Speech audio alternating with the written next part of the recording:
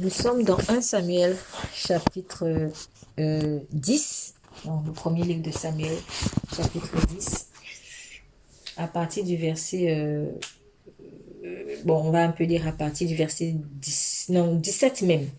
Mais on va justement parler de quelqu'un qui se cachait. À partir du verset 17, Samuel convoqua le peuple devant l'Éternel à Mitzpah. Et il dit aux enfants d'Israël, « Ainsi parle l'Éternel, le Dieu d'Israël. J'ai fait monter d'Égypte Israël, et je vous ai délivré de la main des Égyptiens et de la main de tous les royaumes qui vous opprimaient. Et aujourd'hui, vous rejetez votre Dieu, qui vous a délivré de tous vos maux et de toutes vos souffrances, et vous lui dites, établis un roi sur nous.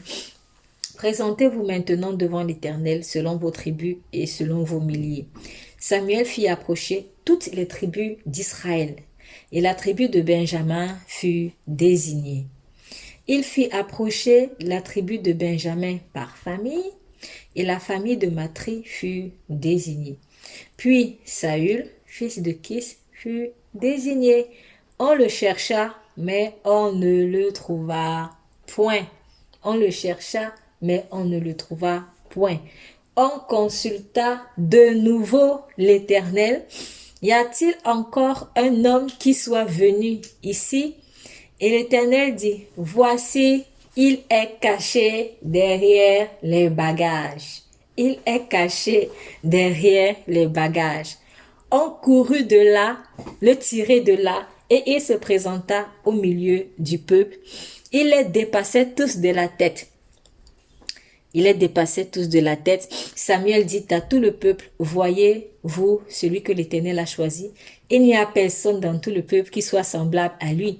Et tout le peuple poussa les cris de vive le roi. Amen.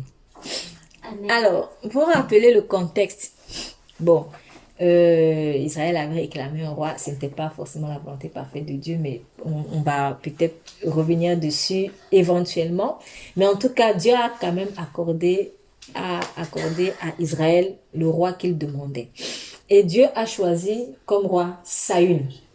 Saül faisait partie de la tribu de Benjamin. Et avant cet épisode aussi, il y a eu un épisode précédent où il y a eu une rencontre en tête-à-tête entre Samuel le prophète et Saül. Et c'est à ce moment-là que, en fait, Saül avait reçu l'onction royale. Donc, Saül avait déjà reçu l'onction royale avant le chapitre 10. Tout était déjà fait.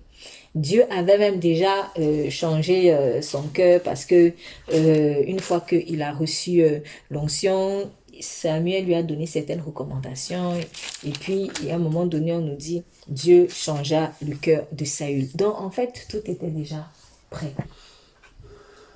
La seule chose qui manquait c'était maintenant de présenter le roi au peuple. Tout était déjà prêt. Dieu avait donné l'onction. Dieu avait déjà changé même le cœur. Il suffisait maintenant d'informer en fait les gens du roi que Dieu a choisi. Donc, le peuple avait déjà eu la réponse à sa prière. C'est eux qui sont venus faire la prière en disant « Dieu, il faut que tu nous donnes un roi. » Bon, au travers de Samuel, mais c'est à Dieu en fait qu'on a adressé cette prière. Dieu donne un roi. Dieu a répondu. Donner l'onction au roi, changer le cœur du roi, donc le préparer. Maintenant, où est la réponse? On ne la voit pas. On ne la voit pas et c'est embêtant parce que la réponse ici, ce n'est pas une chose comme ce qu'on donne. La réponse, c'est une personne. Et la particularité des personnes par rapport aux choses, c'est quoi? C'est qu'elles sont libres. Tu ne peux pas obliger quelqu'un à faire quelque chose. Une chose, si j'ai envie qu'elle soit à ce niveau, je pense, et moi je mets le téléphone, s'il te plaît, tu peux te déplacer pour aller là-bas. Je ne demande pas sa permission. Mais un homme, en fait, quand tu lui donnes une instruction, il est libre soit d'obéir, soit malheureusement de désobéir. Le problème est que l'homme est souvent une réponse à des prières d'autres personnes. Et c'est là où le bas blesse en fait. C'est très embêtant. Quand je suis moi la réponse pour la prière d'autres personnes, il y a un grave enjeu ici, c'est que quand je ne fais pas en fait ce que moi j'ai à faire, les gens vont croire que Dieu ne les entend pas. Et Dieu aussi va passer pour les gens comme un menteur. Ce qui veut dire que rien qu'à cause de mon attitude, d'un côté, quelqu'un va continuer de gémir alors qu'il a déjà la réponse. Donc, il va continuer de gémir pour rien alors qu'il a déjà la réponse. C'est comme quelqu'un qui a besoin de... Je ne sais pas moi, il a besoin d'argent pour acheter du pain et il pleure alors qu'il a l'argent dans la poche. Il ne sait même pas qu'il a l'argent dans la poche en fait. Voilà, c'est bizarre, hein? Mais c'est des choses souvent qui nous arrivent. Vous voyez, on cherche les clés. Moi, ça arrive très souvent. La clé, elle est là dans ton sac ou sur toi. Mais en fait, tu cherches. En fait, tu perds du temps parce que la chose, tu l'as déjà. Mais c'est encore plus douloureux quand c'est des questions de prière parce que Dieu a promis que quelque part, il répond promptement quand même. Donc, on sait que quand on va consulter, à l'époque, c'est ce qu'on faisait, on va consulter le prophète de l'Éternel pour que Dieu nous réponde. Et Samuel, lui, il vient avec une réponse. Il était venu avec une réponse. Il a dit, oui, il va vous donner ce roi-là. Et Dieu a honoré sa parole. Maintenant, le roi là, il est où? On ne sait pas. Donc, il fait approcher toutes les tribus d'Israël. Et la tribu de Benjamin fut désignée parce que c'est là où Saül était. Et il fit approcher la tribu de Benjamin par famille. Et la famille de Matri fut désignée. Puis Saül, fils de Kis, fut désigné. Je rappelle, il était déjà choisi. Hein. Donc, en fait, c'était une simple formalité ici pour présenter celui qui avait été choisi dans l'intimité en public. Mais maintenant que Saül est désigné par qui? Par Dieu, on le chercha, on ne le trouva pas. Pourquoi? Parce qu'il est caché. Parce qu'il est caché. Et c'est souvent comme ça qu'on se cache. On se cache avec l'onction de Dieu. On se cache avec le manteau de Dieu. On se cache avec les talents de Dieu. On se cache avec tout l'équipement de Dieu. On se cache. On se cache avec tout l'équipement de Dieu. Pourquoi se cachait-il? Je ne sais pas. Peut-être par peur, peut-être par timidité. Mais quoi qu'il en soit, l'idée ici n'est pas de juger Saül. L'idée est de s'identifier à Saül. Très souvent, on le fait. On se cache. Et il y a quelque chose qui interpelle. On dit que Saül se cachait derrière les bagages. Je ne pense pas qu'il ait choisi quelque chose parce que peut-être que ça avait une symbolique particulière. Non. Lui, son problème, c'était de se cacher quelque part. S'il pouvait se cacher derrière un arbre, il se serait caché derrière un arbre. Mais, comme le Seigneur aime bien, moi j'aime bien le Seigneur parce qu'il aime les jeux de mots. Je suis sûre que le Seigneur aime les jeux de mots. Et ça, il allait se cacher derrière des bagages. Ça me fait penser aux fardeaux qu'on porte souvent. Les fardeaux que Dieu ne nous a pas donnés. Seigneur, j'ai pas le temps, tu sais. Tu portes des fardeaux. Tu portes des fardeaux. Qui t'a donné ce fardeau? Tu te caches derrière ça pour ne pas exercer le ministère royal, l'onction royale que Dieu t'a donné. On se cache derrière des bagages qu'on doit déposer. Le chemin de Dieu est comment? Il est étroit et large et spacieux. Spacieux est le chemin qui mène à la mort, il est écrit. Et quand quelqu'un a dit un jour, moi c'est une phrase qui restera toujours sur mon cœur, sur le chemin étroit, il n'y a pas de place aux extra-bagages. C'est une phrase qui m'avait beaucoup amusée en fait. Quand un chemin est étroit, comme ça, par exemple, je peux pas, bon, après, la porte là, elle est quand même grande, hein, donc je peux passer ici même avec une valise, mais je peux pas passer ici avec 5 grosses valises de 10 kilos, quoi. Je peux passer, impossible. Je serai obligée de laisser certains. Obligée. Donc, plus tu vas avancer avec le Seigneur, plus ça va se rétrécir, ça va te rétrécir. Il y a des bagages que tu seras obligé de laisser. Tu ne peux plus te cacher derrière ça. Il n'y a plus moyen. Et il faut accepter ça, en fait. Parce que si tu gardes ces bagages, tu ne passeras jamais la porte. Oh, Christ est la porte des brebis et la porte de la vie. C'est pour cela que parfois aussi, malgré notre relation avec lui, elle le dit que c'est compliqué. Pourquoi? On a trop de bagages. On a trop de bagages. On a trop de bagages.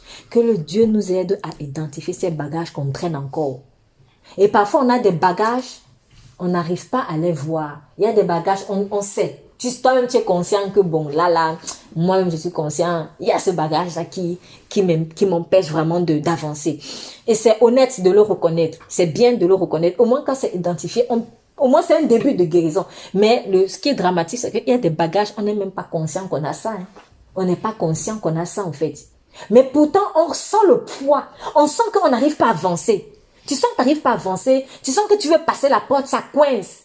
Si ça coince, c'est qu'il y a un bagage là qui est là. Il faut laisser ce bagage. Il faut laisser ce bagage. Quitte à prendre le temps de prier pour que l'Esprit de Dieu te révèle quels sont les bagages que tu portes et que tu n'as pas encore lâchés et qui t'empêchent de traverser la porte que tu dois traverser. Parce qu'il y a des gens qui t'attendent de l'autre côté de la porte et qui ont déjà prié.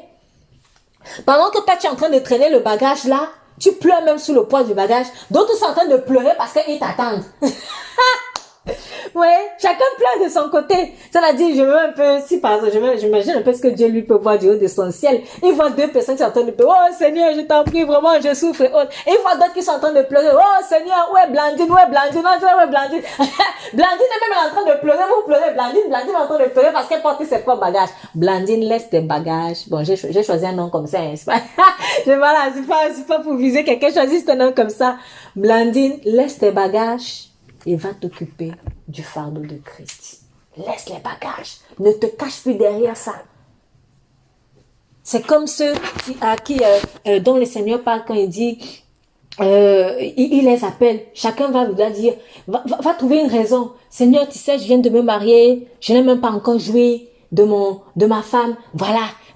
Seigneur, il y a un champ de ceci. Seigneur, j'ai des bœufs dont je dois m'occuper. Seigneur, des bagages, des bagages, des bagages, des bagages, des bagages. Et on se cache derrière ça. Et l'un des bagages justement d'aujourd'hui, de ce siècle, c'est le temps. Ah, le temps est devenu trop. Je ne sais même pas si je peux parler de précieux.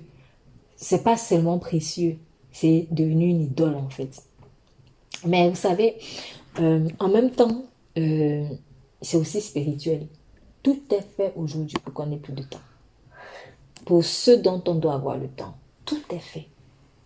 Mais c'est là où nous aussi, on doit être un peu plus intelligent pour discerner ça en fait. Et savoir quelle doit être la priorité. Tout est fait aujourd'hui pour qu'on n'ait pas le temps pour entrer dans notre destinée. Jean, il dit pour avoir du temps pour Dieu, oui. Mais en fait, il faut que je comprenne que derrière avoir le temps derrière le temps que je consacre à Dieu là, en fait, il y a ma destinée. Parce que la destinée de salut ici, c'était quoi? C'était d'être roi. Oui. C'était ça, en fait, ta destinée. Si tu es caché derrière les bagages, tu ne pourras pas entrer dans ta destinée. Et le diable veut te faire croire que ta destinée, ce sont les bagages que tu portes. Mensonge et danger.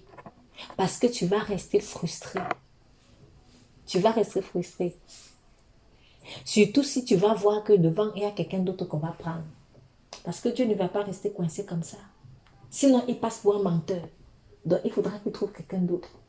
Quand tu vas voir que le quelqu'un d'autre là va se lever, toi, tu es là, tu croupis sous tes bagages. Ça se montre que la frustration va venir. Et en passant, c'est quelque part, c'est ce qui est aussi arrivé à Saül, hein, finalement. Parce que, bon, son histoire, malheureusement, est un peu terminée comme ça. Il a commencé, mais il n'a pas continué. Dieu a dû trouver quelqu'un d'autre. C'est la rage, la frustration de ne pas avoir fait ce que tu devais faire. Ou d'être, je pourrais dire d'être, parce que faire, là même, on peut avoir l'impression que c'est toujours fait. Mais tu n'as pas été ce que tu devais être, en fait. Parce que tu as voulu te cacher derrière des bagages. Et même l'image de l'incapacité, je ne peux pas. Ça aussi, c'est un bagage, non? Ça aussi, c'est un bagage. Fais attention avec. Parce que les paroles, c'est un poids. Et l'ennemi va tout faire. Moi, je parle en connaissance de cause. Parfois, quand il oppresse, parfois, certaines oppressions, c'est pas ça pour le but. Mais d'autres oppressions, le but, c'est que finalement, tu dises que tu ne peux pas. Donc, il y a les pensées limitantes. Ça vient de toi-même. C'est que tu ne te vois pas, tu ne te trouves pas capable. Il y a ça. Il y a des propres pensées limitantes. Ça, il faut les abandonner et accepter de renouveler notre intelligence, comme il est écrit dans Romains 12. Soyez renouvelés dans votre intelligence afin de connaître quelle est la volonté bonne, agréable et parfaite de Dieu. Donc, je dois changer ma façon de penser et accepter la façon de penser de Dieu. Ça, c'est un côté. Mais il y a aussi un autre aspect, c'est-à-dire il y a des choses extérieures à moi. Quand maintenant j'accepte de changer ma mentalité, le diable se dit, mince, je n'ai plus moyen de la coincer parce qu'avant, elle se coinçait elle-même à cause de ses pensées limitantes. Bon, comme maintenant, elle a compris que ça ne dépend plus d'elle. On va tout faire pour lui mettre des bâtons dans les roues afin qu'elle capitule. Donc, il y a aussi des oppressions qui pourront venir de l'extérieur pour te faire croire que tu ne peux pas. Et c'est là où un autre combat spirituel se lève. Donc, mais peu importe l'origine de ces bagages-là, en fait, qu'ils soient intérieurs à toi ou qu'ils soient extérieurs à toi, pardon, il faut qu'à un moment donné, on lâche prise. Il faut qu'on lâche prise, en fait. Maintenant, à chaque bagage, son traitement. Mais quoi qu'il en soit, il faut qu'on sache que les pensées d'incapacité sont aussi des bagages. Les pensées de « je ne peux pas »,« je ne sais pas »,« je ne pourrai pas », des choses comme ça. Ce sont des bagages que l'on traîne et qui vont nous empêcher d'avancer. Je suis sûre que Saül souffrait des bagages. Il y avait un bagage physique, mais c'était aussi le reflet d'un bagage intérieur parce que Saül lui-même, il avait un complexe d'infériorité en fait. On peut le discerner dans le chapitre d'avant, chapitre 9. Chapitre 9.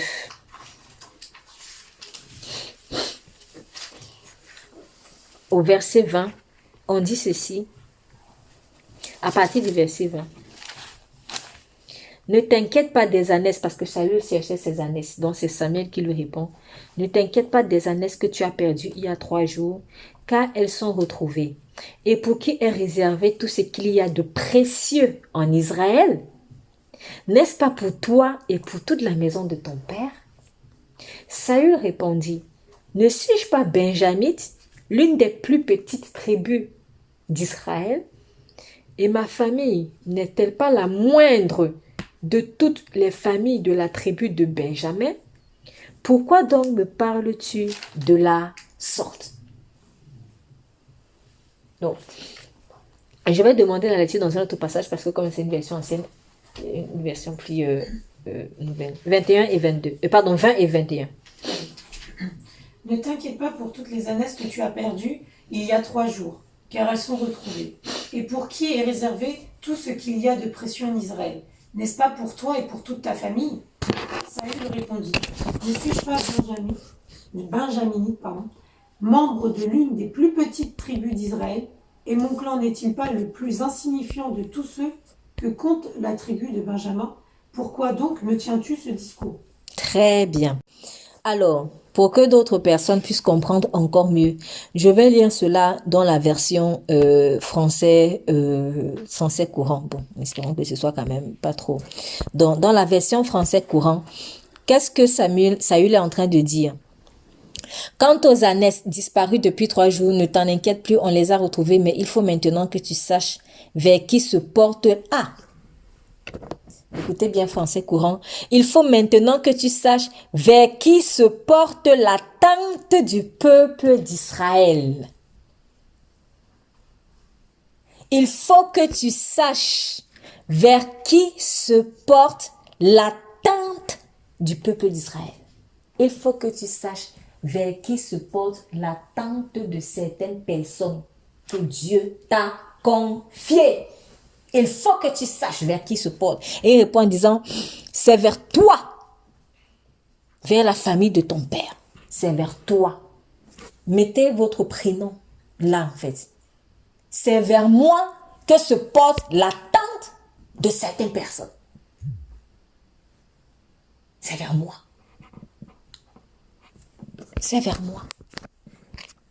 Et franchement, gloire à Dieu pour ceci parce que si on fait un parallèle entre les deux traductions, dans la traduction second, par exemple, on dit « Et pour qui est réservé tout ce qu'il y a de précieux en Israël ?» Et dans cette traduction plus simplifiée, mais qui est très puissante aussi, il faut que tu saches vers qui se porte l'attente. En fait, cela veut dire que c'est très précieux pour Dieu, le fait que des gens t'attendent. Ne néglige pas ça. Il y a des gens qui attendent que toi, tu te lèves. Et pour Dieu, c'est très précieux. En fait, c'est un cadeau.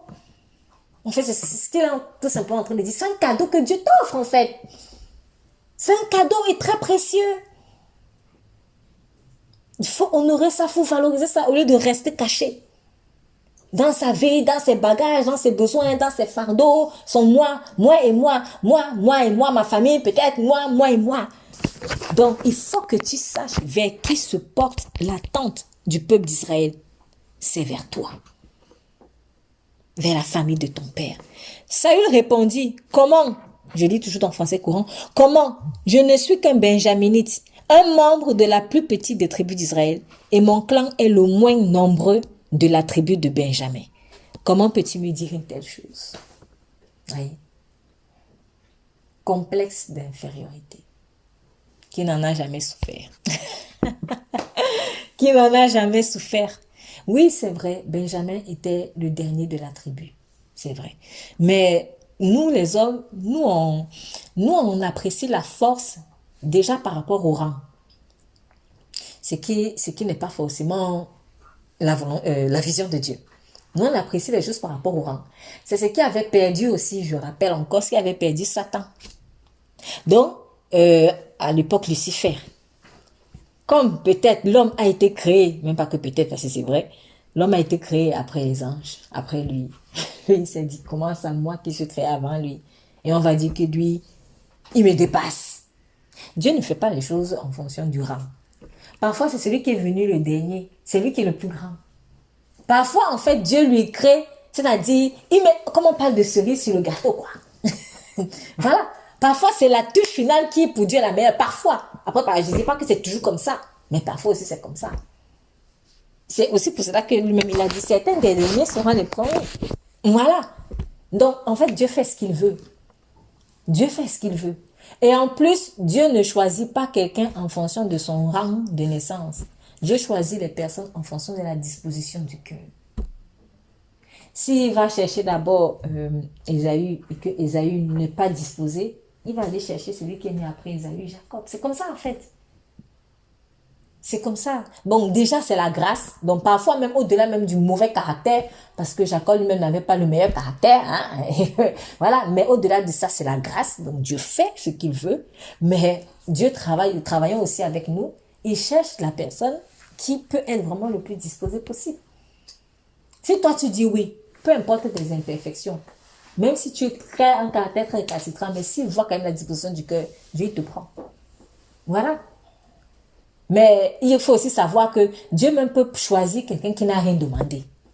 Il dit à un moment donné qu'il va se révéler un peuple qui n'a même pas cherché à le connaître. La grâce. Et en fait, pourquoi cette grâce? Parce que cette grâce-là produit des actions de grâce. Quand on est venu te chercher alors que tu n'as même rien demandé et on te donne ce qu'il y a de plus précieux, toute ta vie en temps normal, tu ne vas que dire merci. Tu ne vas que rendre des actions de grâce. C'est ce que Dieu cherche aussi. C'est ce que Dieu cherche aussi. Il est bon. Il ne fait pas les choses en fonction d'un mérite de la chair. Il ne fait pas les choses en fonction de mérite de la chair. Si mérite il y a, c'est l'humilité. Si mérite il y a, c'est l'humilité. C'est tout ce qu'il demande. Donc, ça lui avoir un complexe d'infériorité. Donc, c'est comme si on te donne, mais vraiment, je ne sais pas moi, le plus beau cadeau du monde. Et tu dis, pourquoi tu me donnes ça? Moi, je ne mérite pas. Je ne mérite pas parce que je suis trop petit. Regarde là où je suis né. Regarde là où je suis né, en fait. Ma famille est la plus petite. On est dans la galère. On est comme ci, on est comme ça. En fait, je ne me mérite pas. Tu t'es déjà condamné. Saül s'était déjà condamné. Saül s'était déjà auto-disqualifié avant même que Dieu ne cherche à le qualifier. Et malgré que Dieu l'ait oint, malgré que Dieu ait touché son cœur, ça l'a rattrapé. Souvent, le vieil homme, il a la peau dure. Il a la peau dure. Mais là où nous devons faire la différence, c'est la foi. Je dois faire confiance en ce que Dieu m'a oint et Dieu a déjà changé mon cœur. que je cesse de me cacher derrière mes pensées limitantes. Cesse de te cacher derrière tes pensées limitantes. Même si tu es le plus petit des plus petits de chez plus petits, Dieu t'a choisi. Dieu t'a choisi. Dieu m'a choisi. Dieu t'a oint. Dieu t'a équipé. Crois en ça.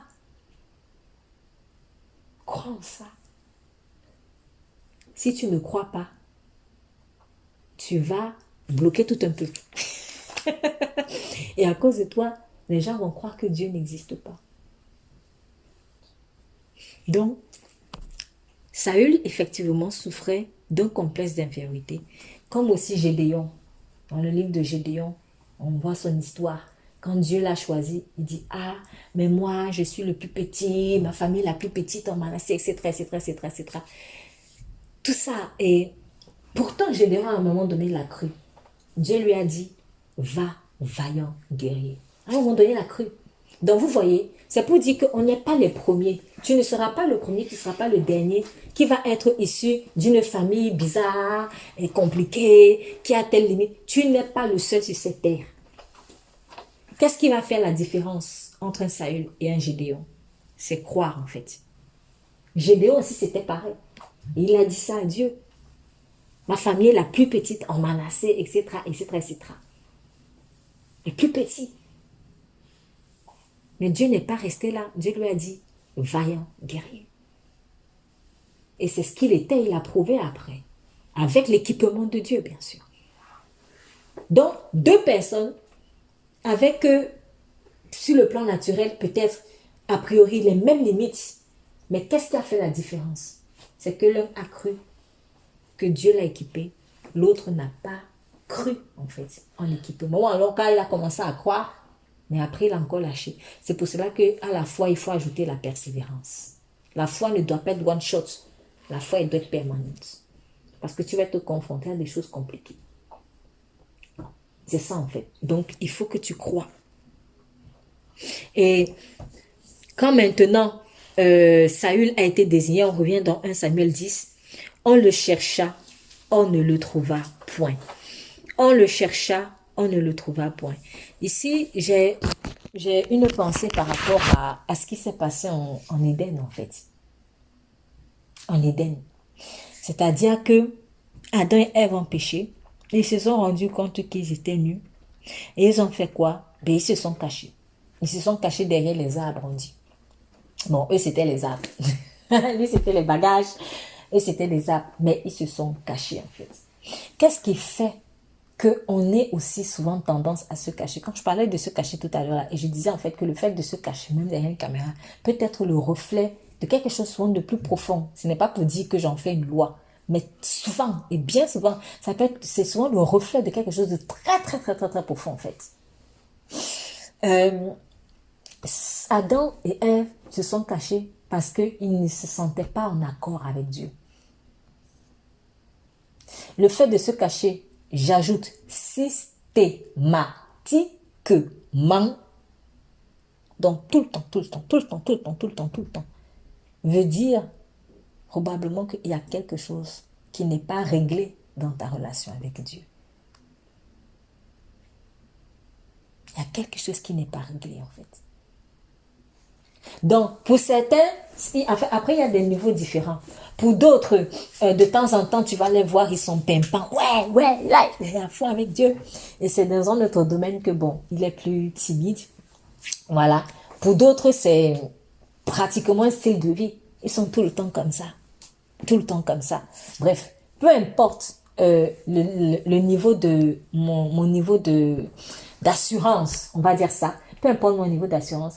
Mais il faut comprendre que les zones de ma vie où je me cache, en fait, c'est qu'il y a un dysfonctionnement dans ma relation avec Dieu qu'il faut trouver. Adam et Ève, en fait, n'étaient pas à l'aise parce qu'ils se sentaient coupables. La culpabilité a le malheureux effet, en fait, de te mettre à l'écart. Quand on se sent coupable, on a tendance à se cacher. Et j'ai constaté aussi qu'il y a des culpabilités conscientes et il y a des culpabilités inconscientes. Et celles-là, elles sont mauvaises. Elles sont mauvaises parce que en fait, tu sais même pas pourquoi tu agis comme ça. Tu as des réactions bizarres, tu as des attitudes bizarres, tu sais même pas. Et c'est là où c'est bon de prendre du temps avec Dieu. Je le dis par un témoignage personnel. Hein. C'est que parfois, je me suis retrouvée, je me dis, mais pourquoi je réagis comme ça en fait? Mais pourquoi c'est ça? Là, il me dit, ben, c'est parce qu'il y a la culpabilité de ça. Quoi? J'ai fait quoi? Et puis elle me dit, tu ne t'étais pas pardonné de telle chose, c'est ça, c'est ça.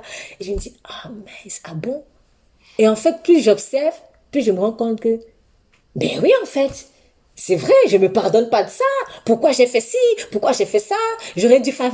Bref, en fait, j'ai réalisé que je ne m'étais pas pardonné d'une bêtise. Souvent, il y a des culpabilités enfouies. Dieu t'a déjà pardonné, mais toi-même, tu n'étais pas encore pardonné. Et quand tu n'étais pas pardonné, du coup, ça coupe quelque chose entre toi et Dieu.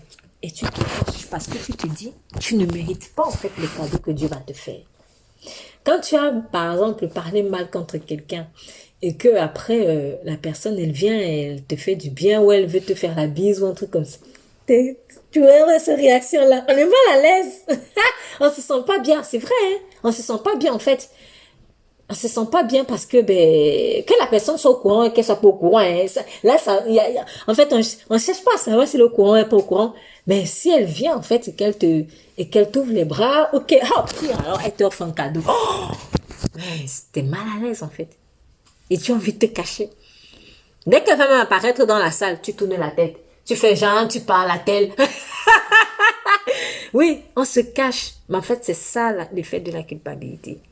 Donc la culpabilité, elle crée un voile. Mais le problème, c'est que cette culpabilité-là, le voile, c'est qui la porte? C'est moi-même qui la porte. Parce que l'autre, vis-à-vis de qui peut-être, l'autre que j'ai offensé, lui n'a pas ce voile-là. Lui, il est sans problème. Mais moi, c'est moi-même qui choisis en fait de me mettre en voile. Comme Adam et Ève, c'est eux-mêmes qui ont choisi de se cacher.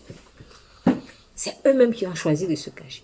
Donc, j'ai envie de dire aussi que le fait que je ne sais pas de quoi se reprochait Saül. Je ne sais pas de quoi se reprochait Saül. Mais étant donné que tous ont été privés de la gloire de Dieu, comme il est écrit, tous ont été privés de la gloire de Dieu, qu'on ait fait aujourd'hui là, qu'il ait fait aujourd'hui quelque chose de mauvais au passé, c'est-à-dire le jour où on a voulu l'exposer devant le peuple, que ce jour-là, il ait péché en faisant quelque chose ou qu'il n'ait pas péché, une chose est sûre, c'est que l'état de pécheur, là en fait, ça travaille. Il s'est peut-être dit, bon, au-delà du fait que je sois petit, dans la famille la plus petite, etc., tribu la plus petite, mais moi, je ne mérite pas. Je ne mérite pas. Je suis peut-être arrogant. L'arrogance, comment Dieu peut me choisir, moi, alors que je suis arrogant? Je suis envieux. Et ben, on l'a vu après qu'il avait un tempérament très envieux. Il pense à tout ça, en fait. Et il se dit, mais comment Dieu va me choisir, moi, alors que j'ai ce sale caractère, en fait? Pourquoi moi? Non, il devrait plutôt choisir mon tel frère, tel de mes frères. Oh, vraiment, ce frère-là, mon frère, il est si doux, il est bon. C'est chez lui que tout le monde va, il sait conseiller les gens. C'est lui qu'on devait choisir. Non, Dieu ne fait pas les choses comme ça. Peut-être que Dieu il voit les besoins des uns et des autres. Et ce que Dieu vise à la fin, c'est le salut. Si Dieu estime que pour que tu lui ressembles, il faille que toi, il te donne l'onction royale pour que tu sois obligé de changer. Il va te donner l'onction royale. Il estime peut-être que ce frère ou cette sœur que tu estimes qui est vraiment qualifié parce qu'il ou elle a un bon comportement, cette personne n'a pas besoin d'être à la position où tu es pour avoir le cœur de Dieu. C'est où est-ce que je veux dire? Elle n'a pas besoin de ça.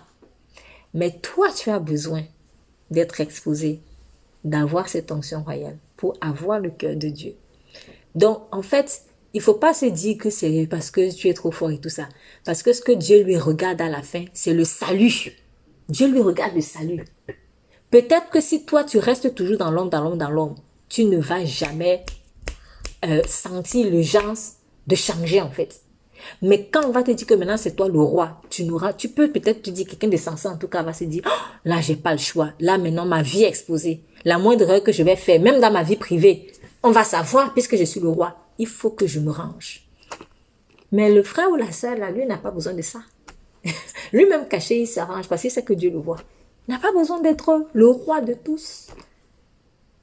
Ouais. Dieu fait les choses de façon stratégique en fonction de la réconciliation. Parce que c'est ça qu'il lui cherche. Il cherche la réconciliation. Les uns auront besoin d'être exposés pour se réconcilier avec Dieu.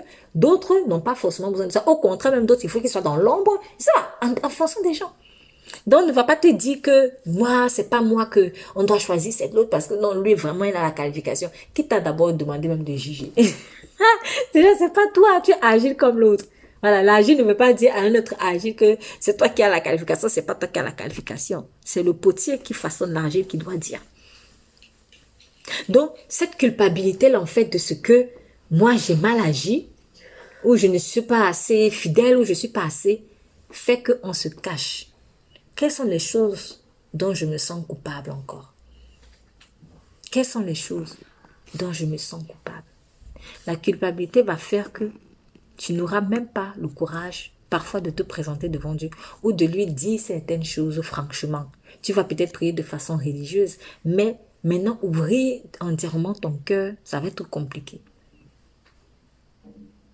La culpabilité va faire que tu as même peur en fait de reconnaître certains péchés alors que c'est la reconnaissance de ce péché-là qui va te libérer. Vous voyez, elle crée plein de choses. Mais en tout cas, la culpabilité fait que tu risques en fait te cacher de ton appel. Alors que, comme on le voit dans la version française courant, sache que c'est vers toi que l'attente du peuple se tourne, c'est vers toi. Cesse de culpabiliser. De toute façon, qu'est-ce que tu pouvais faire de parfait, franchement? Qu'est-ce que tu pouvais faire de parfait? On était tous contaminés par la nature du péché. Qu'est-ce qu'on peut faire de parfait? Il n'y a rien qu'on puisse faire de parfait. Notre vie ne pouvait pas être parfaite, surtout sans Christ. Elle ne peut pas. Elle ne peut pas en fait. Et avec Christ, nous sommes en sanctification. La sanctification, c'est un processus. Il ne faut pas qu'on oublie ça. C'est un processus. C'est la sainteté qui est l'état final. Mais la sanctification, c'est un processus. Quand on est en processus de quelque chose, il y a des choses bonnes qu'on va faire, il y a des choses mauvaises qu'on va faire parce qu'on n'est pas encore restauré à tel niveau. Et on dit aussi que dans la parole, l'onction brise le joug. Donc, l'onction que Dieu te donne là va te mettre dans des circonstances où tu seras obligé de te laisser sanctifier parce que tu vas comprendre qu'il n'y va plus de ta vie seule, mais il y va aussi de la vie de certaines personnes. Et ça t'oblige. Ça t'oblige. Regardez l'attitude que Salomon a eue.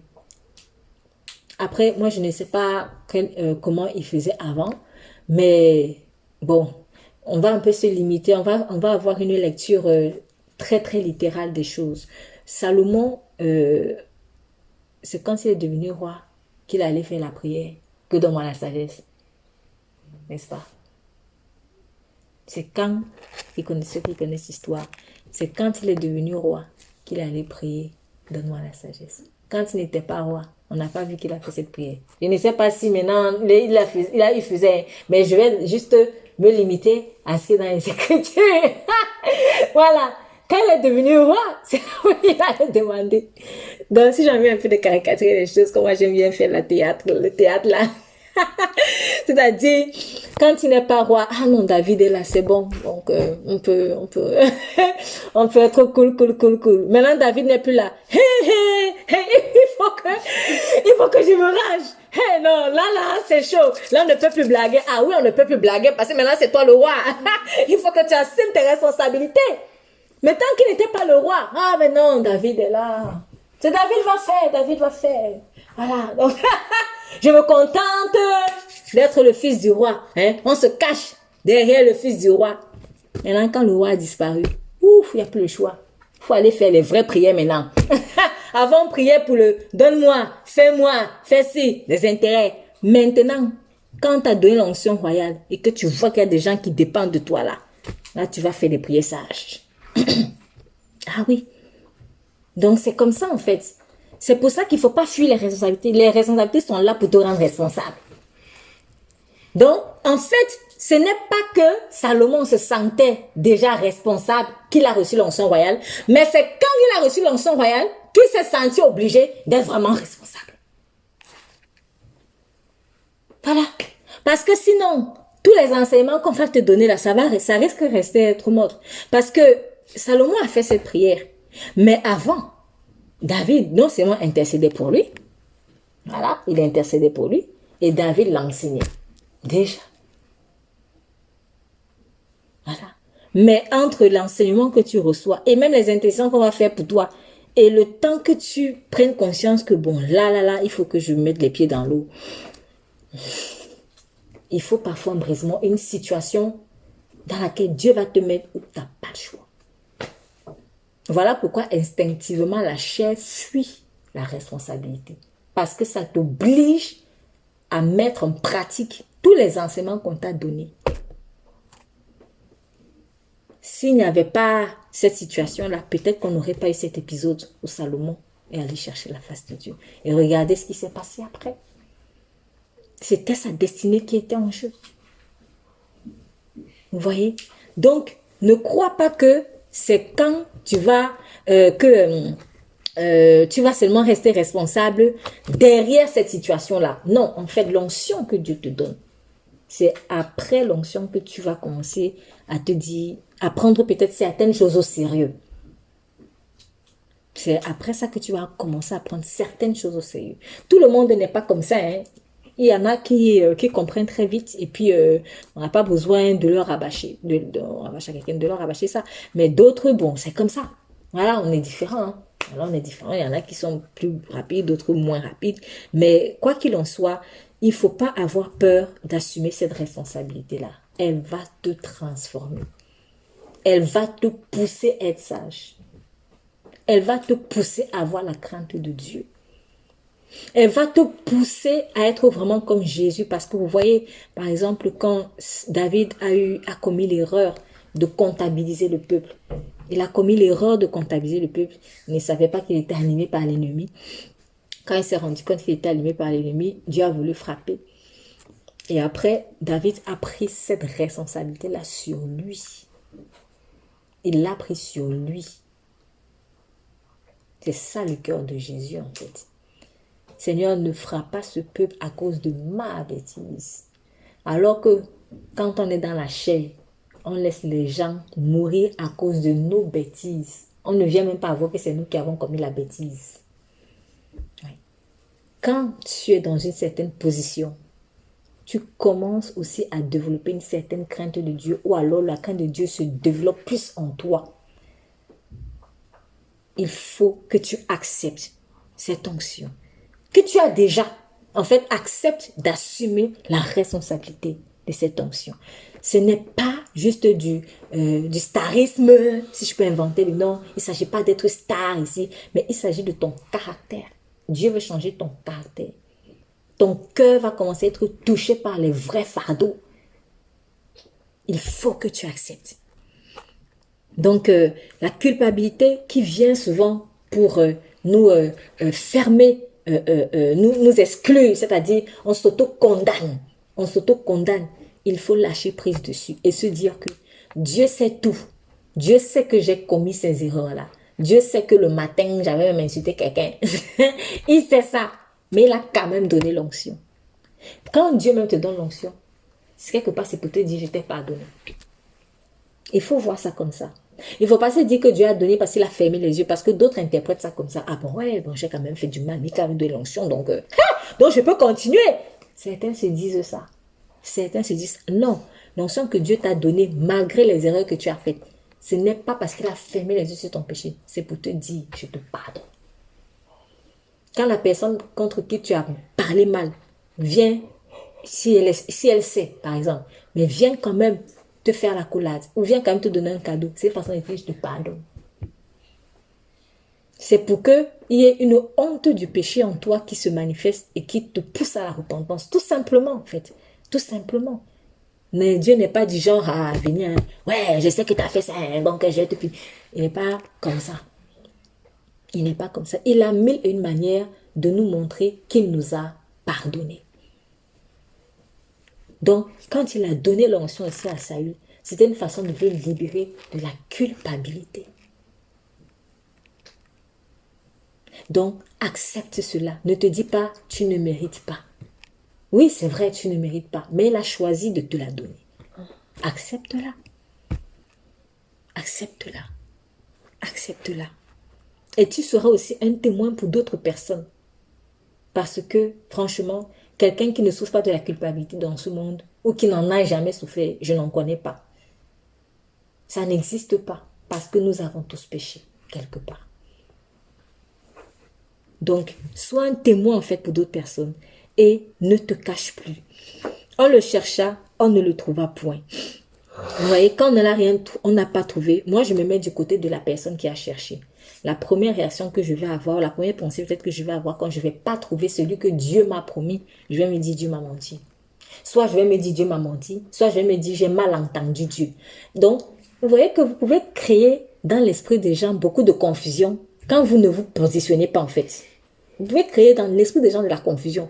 Parce que les gens vont se dire soit Dieu a menti, alors que Dieu a déjà exaucé, ou alors vous allez vous dire, c'est vous qui avez mal compris. Alors que tu as bien compris, Dieu t'a parlé, on t'a dit, oui, j'ai déjà choisi, j'ai déjà envoyé, j'ai déjà, oui, il est là. Parce que Dieu a dit, il est déjà là. Il est là, il est où? On ne le voit pas. Donc, j'ai mal compris. À cause, c'est-à-dire de la désobéissance, en fait, va causer de la confusion dans l'esprit des gens. Quelque part, je pense que ça a été aussi un peu le cas avec les Israélites au moment où Moïse a été envoyé. Parce qu'au moment où ils sont sortis, il y a quand même eu 30 ans à peu près de retard. Mais ces personnes avaient, pour certains, peut-être pas tous, mais je pense que certains Israélites, ils se souvenaient quand même de la prophétie que Jacob avait donnée, non, Joseph avait donnée. Notre Dieu vous fera sortir d'ici. Et quand vous sortirez avec mes eaux. Il y avait cette prophétie-là. Donc, imaginez donc les descendants de ces personnes qui connaissent la prophétie, on va sortir d'ici et on va même sortir d'ici avec les eaux de Joseph. Et entre-temps, Moïse est où? Moïse n'est pas là. Bon, ça crée la confusion. On va se dire, soit Joseph avait menti, je ne sais pas moi, soit Dieu n'existe pas, soit nous-mêmes on a mal entendu. Et ça crée la confusion. Chaque fois que je désobéis, alors qu'il y a une attente du peuple, je crée la confusion dans l'esprit des gens. Et au moment où Moïse est venu, vous voyez, beaucoup ne croyaient même plus que Dieu existait. C'est pour ça qu'il aussi, quelque part, il a eu du mal à se faire accepter parce que ça faisait trop longtemps. Et en plus, le timing qu'on avait donné, ce n'était pas ça. C'était pas ça. Parce que Abraham avait reçu un timing. Et ses descendants avaient aussi, peut-être été au courant de cette information. Parce que tu étais censé enseigner à tes enfants ce que Dieu t'a enseigné. Chaque fois que je ne me positionne pas, alors qu'il y a des personnes en attente, je crée la confusion dans leur esprit. Et ça, c'est pas quelque chose de vraiment de... Moi, personnellement, je trouve que c'est pas un joli rôle à jouer. On te dise qu'à cause de toi, telle personne était confuse.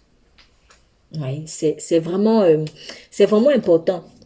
Ne soyons pas des personnes qui vont être des occasions de chute pour d'autres parce que nous n'obéissons pas en ne répondant pas à l'appel de Dieu. Du coup, comme ils n'ont pas trouvé, ils sont fait quoi? Ils sont allés chercher encore Dieu. Ils sont encore allés chercher Dieu. On consulta de nouveau l'Éternel. Y a-t-il encore un homme qui soit venu ici? Et l'Éternel dit, voici, il est caché derrière les bagages. On courut le tirer de là et il se présenta au milieu du peuple. Il les dépassait tous de la tête. En fait, je trouve que cette phrase, elle est un peu amusante parce que ça me fait penser vraiment à quelqu'un, c'est-à-dire, c'est toi le plus fort de tous, mais c'est toi qui te caches. Tu es le plus fort de tous parce que Dieu t'a gracié par rapport à ça, mais c'est toi qui te caches. En fait, quand tu es en train de dire, Seigneur, moi je ne peux pas, je ne suis pas. Mais en réalité, c'est toi qui les dépasses tous.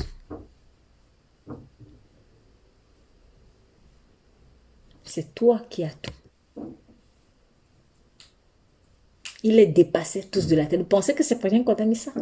En fait, c'était pour relever l'ambiguïté entre l'attitude de Saül Et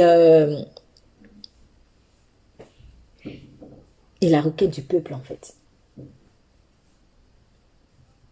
Non, entre l'attitude de Saül, plutôt, et le manteau de Saül, voilà, en lien avec la requête du peuple. Je répète, si on a précisé que Saül les dépassait tous de la tête, c'était pour relever l'ambiguïté entre l'attitude de Saül et qui était Saül réellement. Donc, il était celui qui les dépassait tous de la tête, le plus grand, le plus fort, le plus, mais c'est lui qui s'est fait le plus petit en se cachant. C'est souvent comme ça qu'on fait. C'est souvent comme ça qu'on fait. En fait, on va même souvent compter sur celui que nous, on doit tirer. On va souvent compter sur les gens que nous, on doit tirer. On va souvent compter sur les gens que nous, on doit aider. Et en fait, remarquez l'attitude de ces personnes. Quand Dieu leur dit, voilà, il est caché derrière les bagages, ils ont couru. En fait, le fait qu'ils aient couru montre qu'ils avaient vraiment foi en ce que Dieu a dit. En fait, les gens ont foi en ce que c'est toi l'élu, et toi, tu n'as pas foi en ce que Dieu lui a dit de toi. C'est-à-dire, les gens ont plus foi en ce que Dieu a dit de toi que toi, tu n'aies foi en ce que Dieu lui a dit de toi. Oui, c'est bizarre. Hein? C'est bizarre, en fait. Mais ça nous arrive, hein? Ça nous arrive. Les gens croient plus en toi que...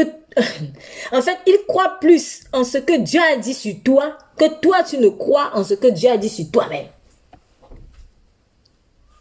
Et moi, je ne sais pas comment la scène a dû se présenter, mais je pense qu'elle a été un tout petit peu ridicule quand même. Parce qu'une personne qui est très grande de taille, qui essaie de se cacher... Je pense que ça a dû être un peu ridicule. Tu es grande de taille et tu te caches derrière. Non, c'est ridicule, c'est ridicule. Imaginez un peu Goliath qui se cachait derrière elle. Oh, non, quand même, franchement. Et on fait ça. Des géants comme nous, comme ça, là. On va se cacher derrière des petits trucs. Non, c'est mort. C'est pour ça aussi que le diable, mais il a la rage, en fait. Il a la rage parce qu'il se dit, regardez, fils de Dieu, là. Il se cache. Tabassez-le. C'est ça, en fait. Parce que finalement, c'est ridicule. C'est ridicule. Psaume 82. J'ai dit, on peut lire ensemble d'ailleurs, Psaume 82. Psaume 82.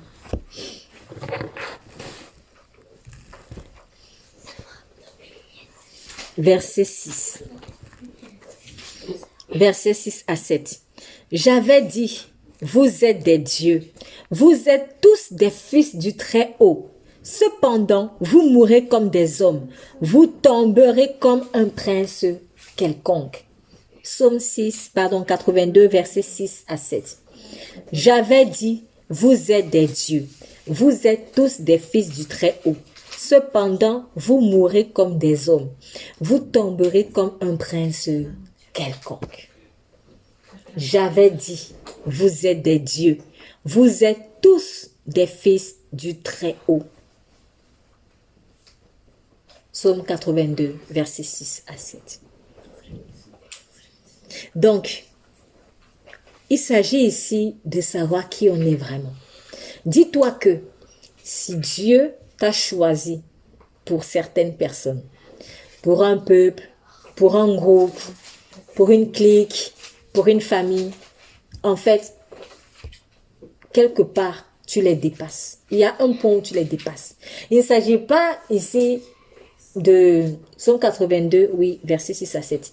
Il ne s'agit pas ici de s'enorgueillir. Ce n'est pas une question d'orgueil. Saül, il n'a pas demandé à être formé grande de taille comme ça. Il n'a pas demandé. Mais si Dieu lui a donné cette taille, c'était pour une raison précise. Si Dieu t'a donné cette taille, qu'elle soit physique, qu'elle soit spirituelle, peu importe, ou cette force, voilà, cette force, ce n'est pas pour rien. C'est que quelque part, en fait, tu dépasses des personnes qui ont besoin de toi. Et c'est justement pour cela que Dieu te les envoie, pour qu'eux aussi puissent devenir forts. Pour qu'eux aussi puissent devenir forts. Donc, il faut se dire que quand des gens courent vers toi, parce qu'on dit, on couru vers lui, Dieu va faire que des gens courent vers toi. Tu ne peux pas rester caché derrière les bagages. Ce serait ridicule en fait. Parce que de toute manière, ta grande taille et les bagages derrière lesquels tu te caches là, ça n'a pas de sens. Ça n'a pas de sens. Un géant ne peut pas se cacher derrière des bagages. Tu les dépasses. Donc, ne relègue pas le fardeau. Ah non, lui va s'occuper, lui, il paraît bien. Non, non, non, non. Il y a quelque chose que tu as que cette personne n'a pas. C'est pour cela que Dieu t'a mis là. C'est ça en fait. Tu es une réponse de Dieu. Tu es une réponse de Dieu. Tu es l'exaucement de la prière de quelqu'un. Tu es l'exaucement de la prière de quelqu'un. Et peu importe ta taille physique, tu es grand. J'ai dit, vous êtes des dieux. Vous êtes tous des fils du Très-Haut. Il ne faut pas mourir comme un simple homme, comme un prince quelconque. Donc, il y a des princes, mais ils sont quelconques. Nous, on ne doit pas, en tant que fils de Dieu, être des princes quelconques. Donc, crois en ce que Dieu a dit de toi. Crois. Et aussi, l'une des choses, malheureusement, qui fait aussi qu'on reste caché, c'est que on se compare à un autre Saül. C'est ça, en fait. On se compare à un autre Saül. Il ne s'agit pas de se comparer à un autre Saül. Je ne sais pas si je peux parler de comparaison, mais si, entre guillemets, même on pourrait parler de comparaison, c'est par rapport aux gens que Dieu lui t'a donné, en fait, et dont tu dois t'occuper. Parce que les personnes dont tu dois t'occuper, tu es une réponse pour eux. Tu n'es pas la réponse pour un autre.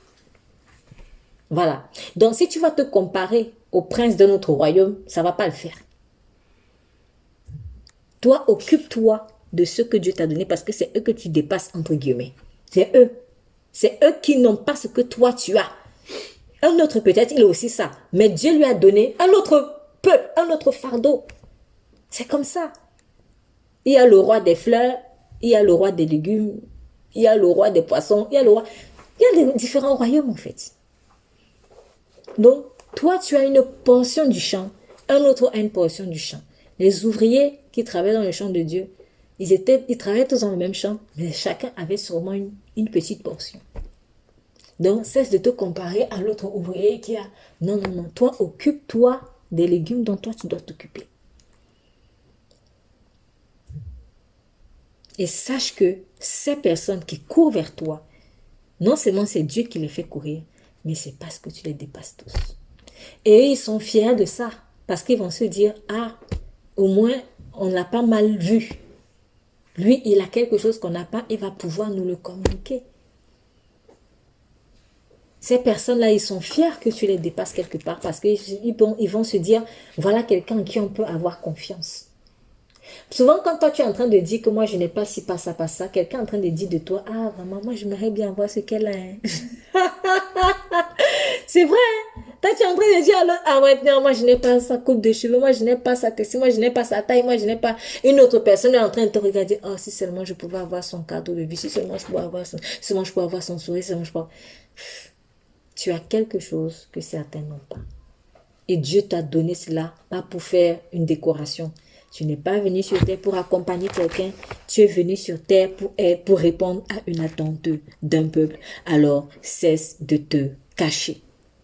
Et Samuel dit à tout le peuple, verset 24, 1 Samuel 10, voyez celui que l'Éternel a choisi. Il n'y a personne dans tout le peuple qui soit semblable à lui. Je vais par contre apporter une petite précision dans le verset 23. Il est dépassé tous de la tête. Alors quand on parle de dépasser, je parlais de comparaison tout à l'heure. Je ne veux pas parler juste de comparaison de force et tout ça. Mais il est dépassé tous de la tête. Il y a quelque chose, il y a un symbole ici là en fait. Il est dépassé tous de la tête. Pourquoi? Parce que Dieu voulait montrer que c'est lui le chef. C'est lui la tête en fait. Donc, ce qui veut dire que si j'ai envie de transposer ça à nous, peut-être que tu vas même être le plus petit en taille. Voilà, tu vas peut-être être le plus petit physiquement en taille. Mais en réalité, dans l'esprit, tu dépasses de la tête. Pourquoi? Parce que c'est toi qui dois conduire. C'est toi la tête en fait de ces personnes. Et tu dois l'accepter. Même si tu étais le dernier de ta fratrie. Même si tu étais le dernier de ta fratrie. C'est-à-dire, tu es né le dernier, vous êtes peut-être 5, 6, 7, tu es peut-être né le dernier. Mais en tout cas, les gens que Dieu lui t'envoie là, les gens qui courent vers toi, c'est parce que tu es censé être quelque part leur chef. Tu dois les conduire pour les amener quelque part. Et le quelque part là, c'est quoi? C'est Dieu. Tu dois les amener à la tête de l'Église, qui est Christ. C'est pour cela qu'on précise tous de la tête. Donc, à vrai dire, tu vas peut-être rencontrer une personne. Toi, tu mesures, je ne sais pas moi, 5 ans, lui mesure 2 mètres. Mais en tout cas, spirituellement, tu dépasses de la tête. Parce que tu es le chef. Prends ta responsabilité de chef. Prends ta responsabilité de chef. Accepte de conduire. Autre chose aussi qui bloque certaines personnes dans la prise de cette responsabilité, c'est parce qu'eux-mêmes, au fond, ils sont rebelles. C'est très difficile d'être le chef de quelqu'un quand on refuse d'avoir eu un chef aussi. C'est difficile. C'est très, très difficile. C'est pour cela que Dieu, il nous prépare. Il nous prépare. On ne se lève pas du jour au lendemain pour dire qu'on va être chef. Mais il y a vraiment une formation qui est derrière. Tu vas apprendre toi-même quelque part à te soumettre. Peut-être même dans les situations douloureuses que tu as vécues. Toi, tu as vu que c'était la malchance. Tu as appelé ça la malchance. Tu as appelé ça les problèmes. Mais en fait, derrière cela, Dieu voulait t'apprendre la soumission. Tout simplement.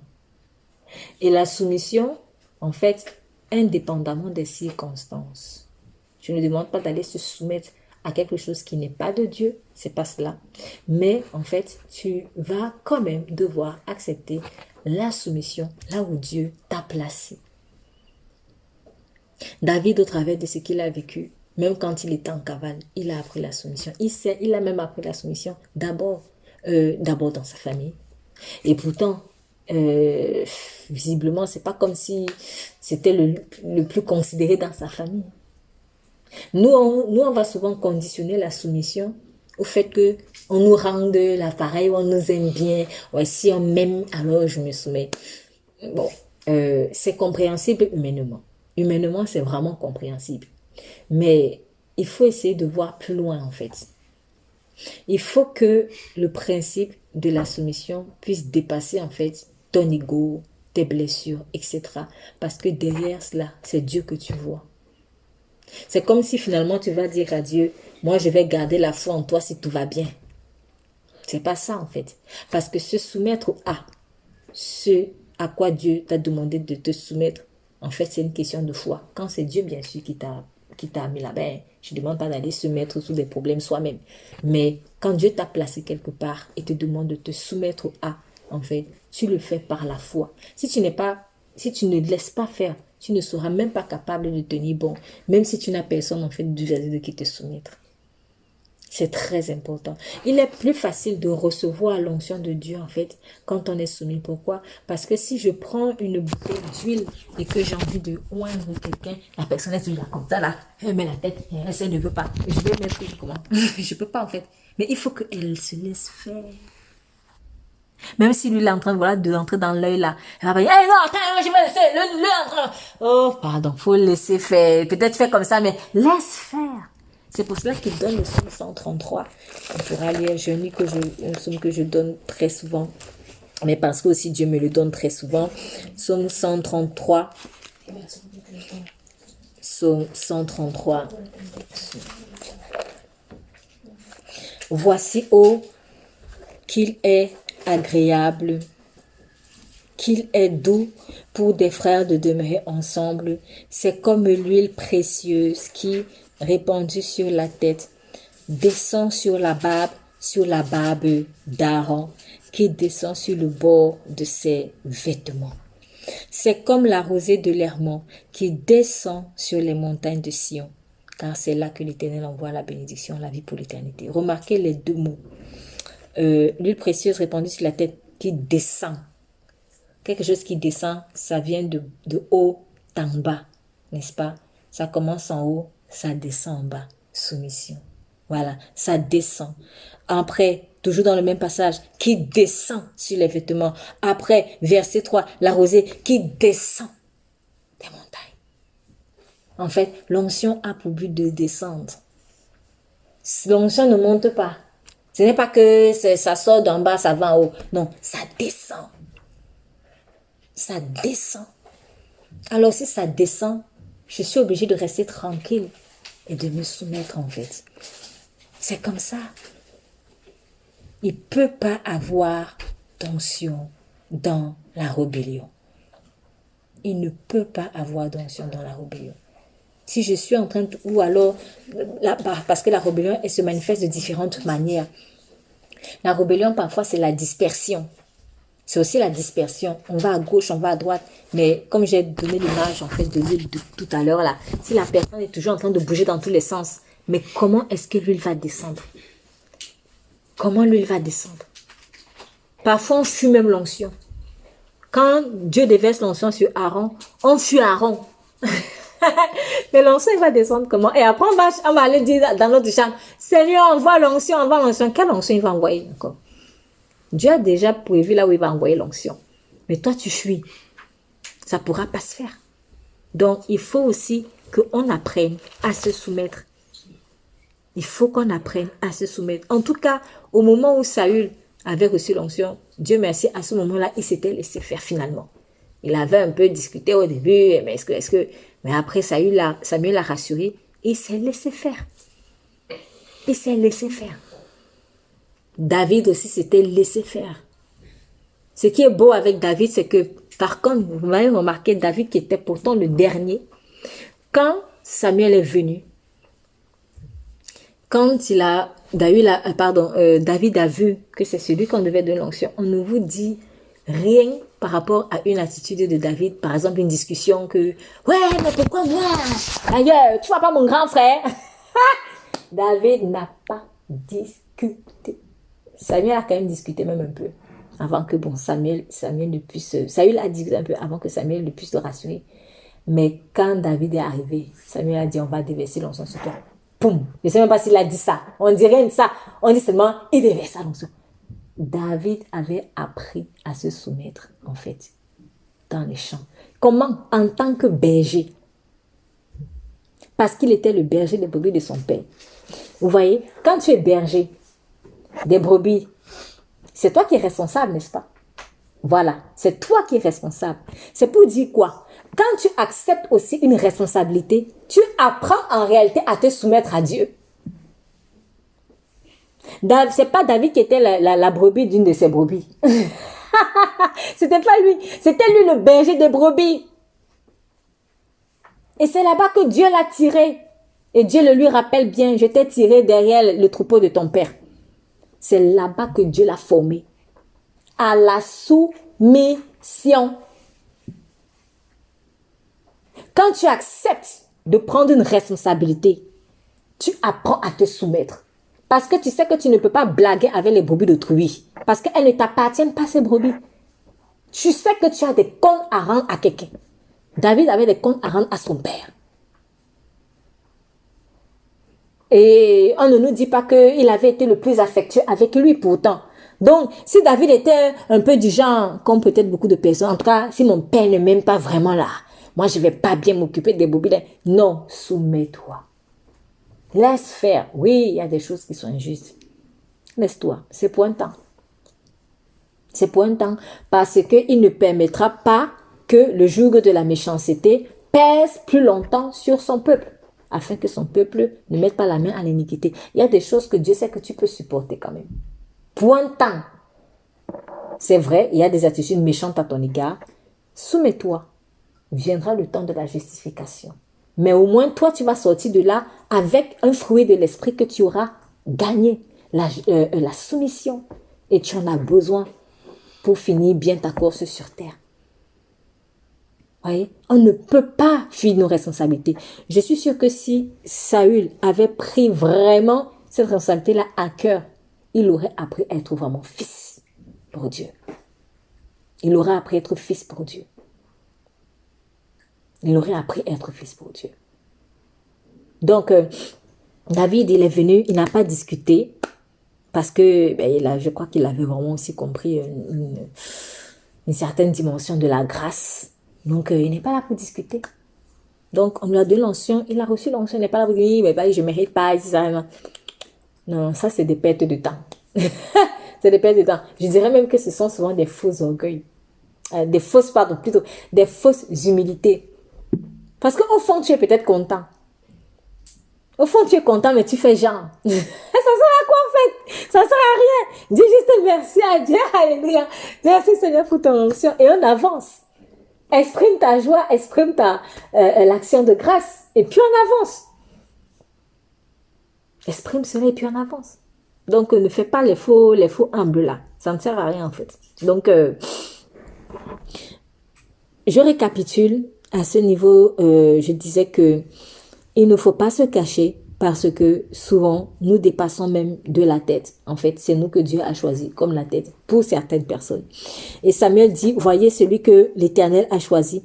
Il n'y a personne dans tout le peuple qui soit semblable à lui. Et tout le peuple poussa les cris de vive le roi. Il n'y a personne qui soit semblable à lui. Alors, je vais un tout petit peu m'arrêter ici pour dire quelque chose que j'ai déjà quand même dit. Mais je vais encore le dire autrement.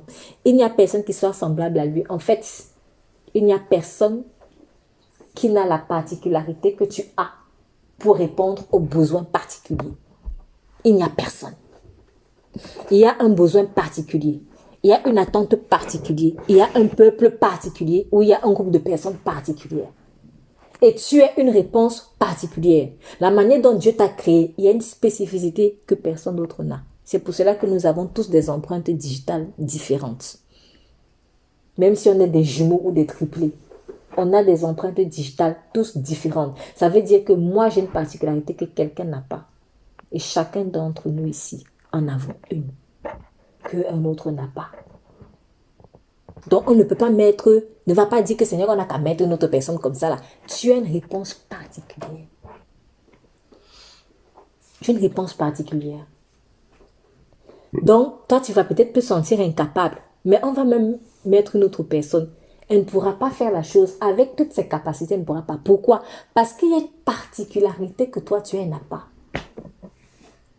Toi aussi, tu ne vas pas aller travailler sur son terrain. Parce que, sur son terrain-là, elle a la réponse spécifique de cela. Toi, tu n'as pas. Il n'y a personne qui soit semblable. Personne ne ressemblait à Saül. Personne ne te ressemble. Il faut que tu acceptes ce poste.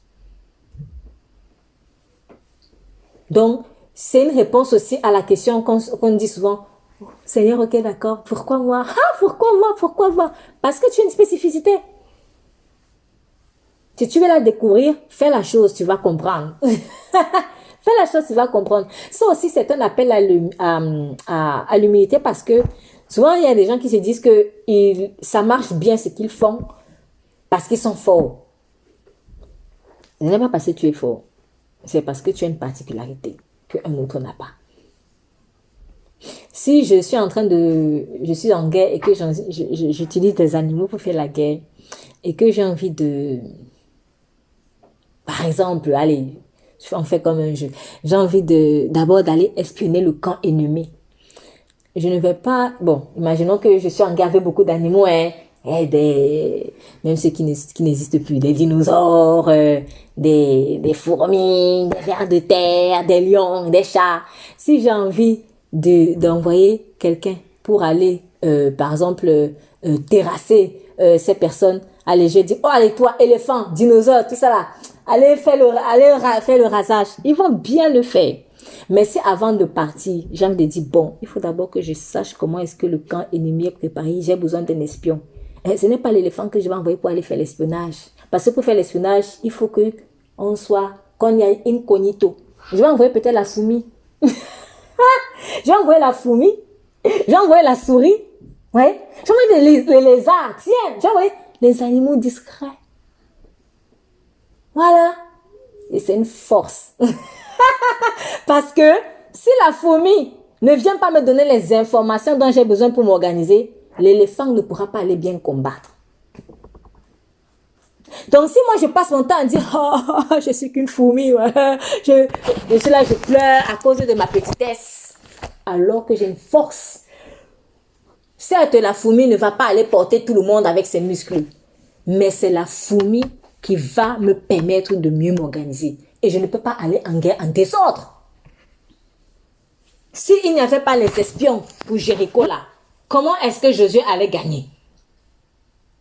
S'il n'y avait pas les espions à Jéricho, même Rahab serait morte avec sa famille. Vous voyez, on aurait même peut-être tué une personne qui avait la foi en Dieu finalement dans le camp ennemi. Vous voyez, c'est parce que Rahab a fortifié, déjà a protégé les espions. Et c'est elle qui a annoncé aux espions que, en fait, là où vous nous voyez, on joue les forts là, mais en fait, on a peur. Ça a donné de la force aux Israélites. Josué savait qu'ils allaient, en fait, ils étaient même déjà vaincus. Ils étaient déjà vaincus. On a besoin des fourmis. On a besoin des petites souris. On a besoin des lézards. Tout le monde est important. La fourmi a une capacité que l'éléphant n'a pas. Et l'éléphant a une capacité que la fourmi n'a pas. Elle a besoin de l'éléphant, comme l'éléphant a aussi besoin de la fourmi. L'éléphant ne peut pas se cacher. S'il arrive, tout le monde sait qu'il arrive. Donc, s'il a besoin en fait de faire les choses discrètement, comment il va s'en sortir? Il ne pourra pas. Mais la fourmi, elle vient te donner toutes les infos. Tous les États que vous voyez là, ils ont tous leurs espions. Chaque État a des espions. Chaque État a des espions. Même les guerres qu'on est en train de voir là, dans le camp ennemi, vous allez voir, il y a des espions partout. Ni vu ni connu, et c'est grâce aux espions que les autres arrivent à dire, bon, moi je peux bombarder ici, je peux bombarder là-bas, je peux bombarder. Voilà. Mais l'espion ne va pas dire, hey, vous voyez, moi je suis trop... Non, non, non, non. Incognito. C'est ça. Donc, arrêtons de regarder trop à notre apparence. Dieu sait pourquoi il a fait la fourmi. Dieu sait pourquoi il a fait l'éléphant. Arrêtons de nous minimiser. Et j'ai vraiment aussi une pensée particulièrement par rapport à justement la femme en fait. On en a déjà parlé cette semaine, mais la femme dit le sexe faible et tout. Franchement, en tant qu'être humain, qui n'est même pas faible? Parce que si Adam était si fort, Dieu n'aurait jamais formé Ève. Jamais. Adam avait une faiblesse pour laquelle Ève a été formée. Et Ève a une faiblesse pour laquelle Adam est là. Quand Déborah s'est levée dans Juge 5, verset 7, elle s'est levée à quel moment? Parce que les chefs, qui étaient quoi, des hommes, étaient sans force. Ouais. Peut-être que physiquement, Déborah n'était pas plus forte que Barak. Mais bizarrement, c'est elle qui s'est révélée même la plus forte. Puisque c'est elle qui a levé tout le monde. Vous voyez? En fait, arrêtons avec nos complexes. Arrêtons nos complexes. Ce qui va paraître aux yeux des gens être ma faiblesse, être une faiblesse, en fait, c'est ça qui est une force. Il faut juste qu'on voit les choses de la bonne manière. Moi, il y a une des choses, parce que d'ailleurs, on le voit dans le proverbe d'aujourd'hui, le proverbe 6, que je crois qu'on aimerait tous avoir que la fourmi a. Son organisation. Son organisation. Si on lit Proverbe 6, rapidement. Proverbe chapitre 6. Proverbe chapitre 6. Et nous allons prendre un moment de prière. Proverbe chapitre 6.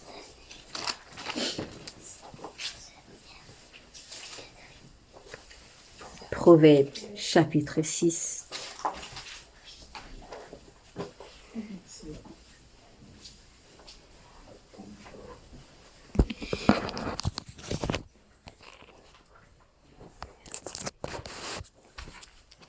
Est-ce que quelqu'un peut lire Proverbe chapitre 6, verset 6 à 8?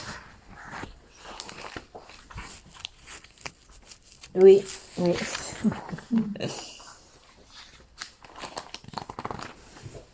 Va vers la fourmi paresseuse, observe son comportement et devient sage. Elle n'a ni chef, ni inspecteur, ni supérieur. En été, elle prépare sa nourriture. Pendant la moisson, elle récolte de quoi manger. Paresseux, jusqu'à quand resteras-tu couché? Quand te lèveras-tu de ton sommeil? Tu veux somnoler un peu, te reposer encore, juste croiser les mains pour dormir? Voilà que la pauvreté te surprend comme un rôdeur et la misère comme un homme armé. Amen. Donc, va vers la fourmi paresseuse, considère ses voies et deviens sage. Vous voyez, une fourmi qui nous donne des leçons. Elle n'a ni chef, ni inspecteur, ni maître. C'est une parole personnellement qui me parle beaucoup par rapport à des choses. En tout cas, moi, par rapport à la spécificité de comment Dieu m'appelle. Mais ce qui est beau avec elle, c'est que elle n'a pas quelqu'un qui est derrière elle pour lui dire lève-toi à tel moment, fais telle chose à tel moment, va comme ci, va comme ça. Elle n'a pas de chef. Elle n'a pas d'inspecteur pour venir surveiller son travail. Alors que souvent, il faut l'avouer, on fait souvent des choses parce qu'on a peur que quand l'inspecteur va venir, il ne va pas voir que c'est correct. Donc, nous, on fait les choses parce que l'inspecteur va venir. Elle n'a pas de maître pour lui montrer même comment faire. Elle prépare en été sa nourriture. Elle est prudente, elle se prépare. Elle est vraiment organisée. Elle amasse pendant la moisson de quoi manger. Donc, elle fait les choses en avance, elle est prévoyante et elle est diligente. Elle est bien organisée, la fourmi. Et pourtant, quelle est sa taille? Quelle est sa taille? Avec mon petit doigt, si j'écrase une fourmi. C'est comme ça, en fait, que peut-être que tu es. En fait, tu as peut-être une grande force, tu n'imagines pas. Si même la fourmi peut enseigner un être humain, à plus forte raison, en fait, moi, être humain, avec la force que Dieu m'a donnée, que je minimise. Donc, il ne faut pas chercher à devenir un éléphant. Il ne faut pas souvent se dire que Seigneur, peut-être que si je deviens un éléphant, là, les choses vont bien aller. Mais en fait, c'est un mensonge. C'est un mensonge, en fait, de l'ennemi. Ne te dis pas qu'il faut que tu changes de morphologie pour que les choses puissent avancer. Tu as déjà une force. Et le Seigneur nous enseigne, même par les animaux, qui n'ont pas d'esprit. Qui n'ont pas d'esprit. Donc, si la fourmi peut être aussi organisée, aussi prévoyante, en fait, elle a vraiment une force. Et vous savez, le Seigneur Jésus a dit, si un royaume est divisé contre lui-même, il est perdu, en fait. Donc, en fait, un royaume, pour qu'il puisse être stable, il faut qu'il soit organisé. Donc l'organisation, qualité que a la fourmi, diligence, qualité que a la fourmi, de là dépend la stabilité d'un royaume. Et pourtant, elle est toute petite, physiquement. Physiquement. Vous voyez? Donc, c'est très important vraiment de ne pas chercher à changer des données inutiles alors que Dieu a déjà tout donné. Dieu a déjà donné le manteau. Dieu a déjà donné l'onction royale. Dieu a déjà versé l'huile. Dieu a déjà même pourvu à nos besoins.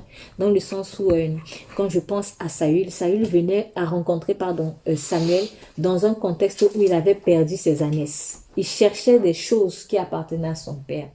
Et Samuel lui a dit, ne t'inquiète plus des ânesses qui sont perdues depuis 3 jours. Ne t'inquiète plus. J'ai eu vraiment ici... l'image de la mort et de la résurrection du Seigneur, parce que je me suis dit, en fait, peut-être que c'était la mort à soi de Saül là-bas.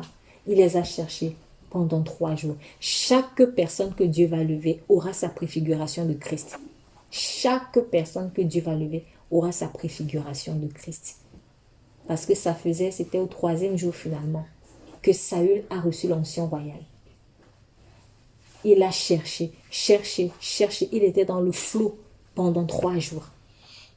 Donc, il y a des saisons de ta vie, tu auras l'impression d'être comme dans un flou. Mais cette saison-là, elle est déjà passée. Et si elle est passée, Dieu t'a donné l'onction. Ne reste plus dans la saison du flou là. Ne reste plus, c'est terminé. La résurrection a déjà lieu. C'est terminé. Ne garde plus le langage de la tombe.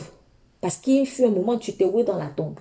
C'était ta mort à soi pour cette situation-là. Maintenant, il faut aussi que ton langage change. Le langage de Saül n'avait pas changé, ou l'attitude de Saül n'avait pas changé, alors que les 3 jours étaient déjà passés. Ne soyons pas hors saison. Ne soyons pas hors saison. C'est le temps de foncer. Quand c'est le temps, en tout cas, de foncer, c'est le temps de foncer. Laisse-toi foncer, sors. Les 3 jours sont déjà passés. Christ est déjà ressuscité. Ou tu es déjà ressuscité dans cette situation. Les années sont déjà retrouvées. Dieu s'en est déjà occupé. Donc Dieu s'occupe en fait de nos affaires. Mais il a attiré Saül pour autre chose. Souvent quand on va venir à Dieu, nous on vient pour nos intérêts à nous. Et Dieu lui te dit, en fait, ce n'est pas ça qui doit t'intéresser. C'est voilà ce qui t'intéresse vraiment. Saül est venu à Samuel, pourquoi? Parce qu'il cherchait ses ânesses. Donc il venait pour ses intérêts à lui. Il venait pour ses intérêts à lui. Et quand il rencontre Samuel lui dit non. Ce n'est pas pour tes ânesses. T'inquiète plus. C'est réglé. Viens pour être la réponse du peuple. Et souvent, c'est comme ça qu'on fait avec le Seigneur. On vient, oh Seigneur, je te plains, tu plains le Seigneur pour ci, pour ci, pour ça, pour ça. Et là, le Seigneur, il est là, il est là, il est là. Il te dit, en fait, tes ânesses là, c'est déjà réglé. Tes besoins là, personnels, c'est déjà réglé. Tu n'es pas venu ici pour les ânesses. Tu es venu ici pour être la réponse du peuple. Change d'objectif. Ou en tout cas, élève le niveau des objectifs. Élève le niveau des objectifs. Laisse tes ambitions personnelles qui sont petites. C'est quoi des ânesses par rapport à être roi? Franchement, c'est quoi des ânesses par rapport à être roi? Et c'est quoi justement ces besoins-là, ces petites ânesses qui sont dans ta vie là par rapport à ce à quoi Dieu t'appelle? C'est quoi en fait des ânesses? C'est quoi des ânesses? Il faut laisser les ânesses. Laisse tes besoins. Laisse cette chose qui doit en réalité être donnée de surcroît. Parce que quand il laissait des ânesses comme ça, c'était pour en avoir pour tout Israël. Parce que étant roi, il avait des droits aussi. Il a perdu quelques ânesses qui en plus sont retrouvées. Donc c'est même pas comme s'ils sont perdus. Déjà ils sont retrouvés. Mais il en aura beaucoup d'autres. Vous voyez? Laisse les ânesses là. Laisse les prières. Les prières du moi, mais. Laisse ça. Tu es une réponse pour le peuple. C'est pour cela que Dieu t'a attiré à Samuel. Voilà. Dieu t'a attiré à Samuel, pas pour aller retrouver tes ânesses, mais pour retrouver ton appel.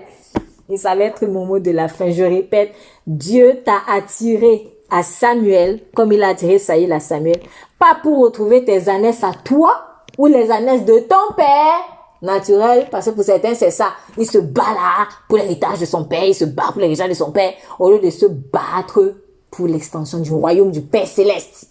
Tu n'es pas venu à Samuel pour tes ânesses à toi, tu es venu vers Samuel pour entrer dans ton appel qui est précisément réponse à un peuple qui t'attend.